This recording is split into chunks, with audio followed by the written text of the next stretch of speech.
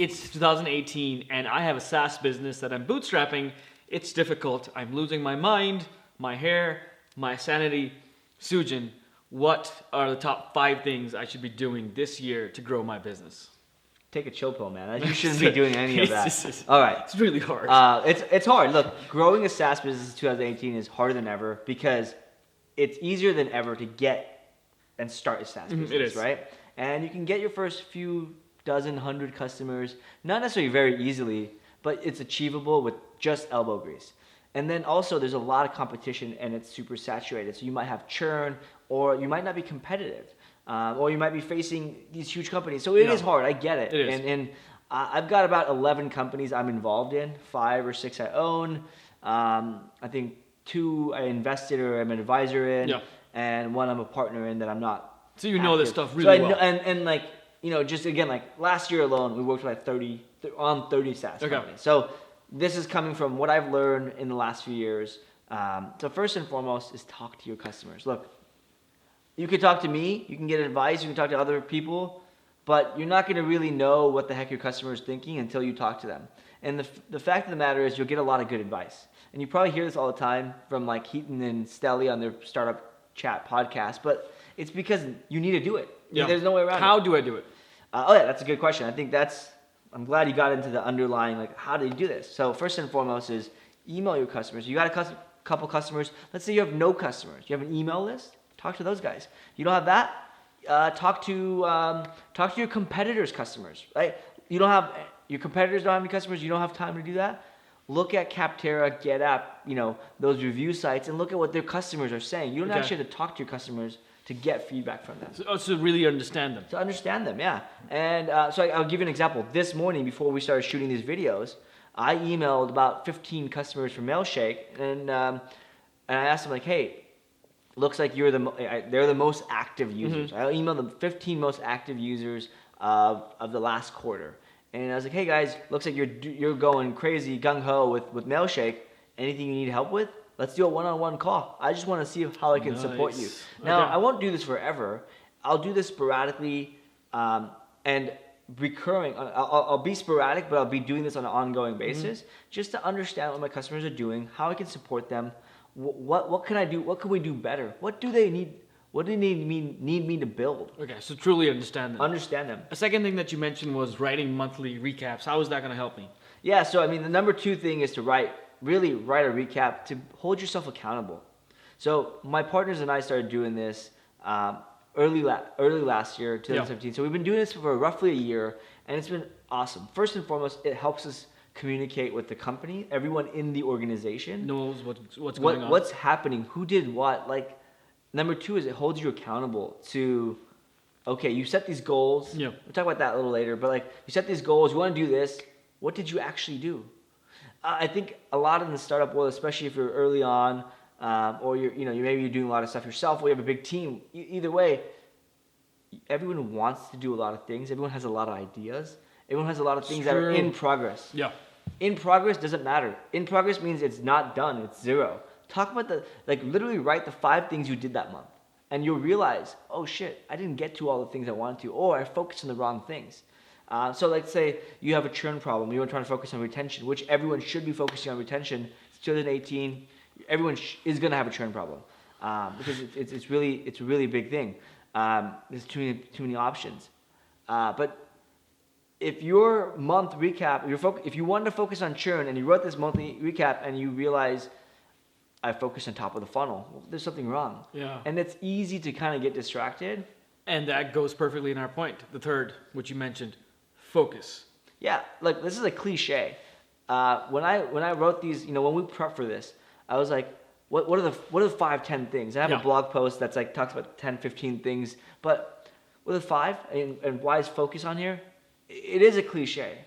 But it is works. Obvious. It's obvious in retrospect, but it's the easiest thing to not do. It's the easiest thing because you read a blog post, you talk to other people, you listen to podcasts, videos like this that give you a bunch of ideas, and you're like, I'm gonna go do all these things. All of them at one time. Just don't. Yeah. Don't do it. These are all inspiration for the things you should be doing. I like to focus on my top 3 channels. In fact, 1 channel at a time. to really grow. Okay. So I'll tell you what I'm doing for Mailshake right now. I've hired a few people on the marketing team, and my role now is, even though my background and my role in Mailshake is marketing, the hat I'm wearing right now, the position I'm in, is customer success. So you're focusing on that. Focusing 100% on customer success. Okay. Right? So why? Because once I figure it out after 1 or 2 months and do everything, either it'll work, we'll learn a lot about our customers and figure out how to improve retention, and then be able to hire for that. And then I'll go on to the next problem, the next problem, the next problem. I can't solve 5 problems at once. Focusing, okay. Especially not as a bootstrap or self-funded founder. And one tip you also mentioned as a bootstrapped founder, not getting too fancy. Yeah. What does that mean? Yeah, I mean, look, don't get too fancy. How? Here's my basic rule of thumb on this. You should be able to explain to other people, other marketers, your co-founders, your advisors, on a napkin, what the heck you are doing to grow your company, to manage your company. I think so many people focus on like PowerPoints and this fancy explanation. You have to say how you're going to grow a company in 1 minute or less, like an elevator pitch, or like let's say you have 5 ways you're going to grow. Bullet point it out. You write it down in the napkin, and if somebody else can understand it, bad handwriting aside. Look, I don't know. I've never written. I don't know how to write. I don't know how to write. Yeah. But really, they should be able to understand what the hell you're going to do. Because if they don't, it's either too complicated, and when it's too complicated, there's too many variables, aka it's more likely to fail. Or variables that could likely to fail.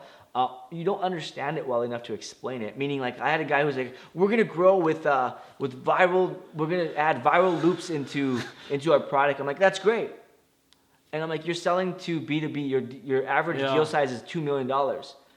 I'm pretty sure the viral loops you're gonna add to get more people to opt in is not gonna work. Okay. It's too it's either too simple or too stupid, right? So when you write it down and you don't get fancy, you end up removing all the crap and you focus on the. And you're not wasting resources on something that's not going to work. Right. That isn't going to have ROI. If you're a self-funded startup, you're a SaaS company, you may have 5 employees, 10 employees, 200 employees. Yeah. There's no reason you need a PowerPoint presentation that has 50 slides to explain your month effort. Which goes into your 5th point, which is stop wasting time. Absolutely. I think I've talked to about 20 to 25 founders to acquire their companies last year. And what I've learned is the biggest thing is people are wasting their time. And it comes from a lack of focus. Yeah, look, stop wasting your time. At the end of the day, don't worry about networking with people. Figure out what you need to learn, right? Yeah. Figure out what it is that you're missing. Yeah. What is it you need to learn to hit your goals, right? So if you don't have a retention problem, why the heck are you mastering retention? Look, it's something that's a nice to have, a good to have, but if your problem is you can't get people through the door, if you have a traffic problem, become an expert there. Stop wasting time networking and going to conferences. Build relationships with people who can help you do that. You can read a lot about stuff, about things you can do, but figure out the things you can do right now. Yeah, and this goes back to kind of your point, which is talk to your customer, know what they want, know what you're doing every month, and stop wasting resources on things that you know won't work for your customer. Or that you don't. Wonderful recap. There you go. Okay. Done. Okay. All right. That's it, guys. So you heard it here first, right? I mean, first ever. Time. Or maybe this is like the 10th time you've heard this, but stop listening and do it. Yeah. Thank you for watching. If you enjoyed this, please leave a comment or send us I actually just wanted locks of hair, vials of blood. Okay. I don't want to subscribe too, but take it to the next level. Show us how much you love us. All right. Thank you for listening.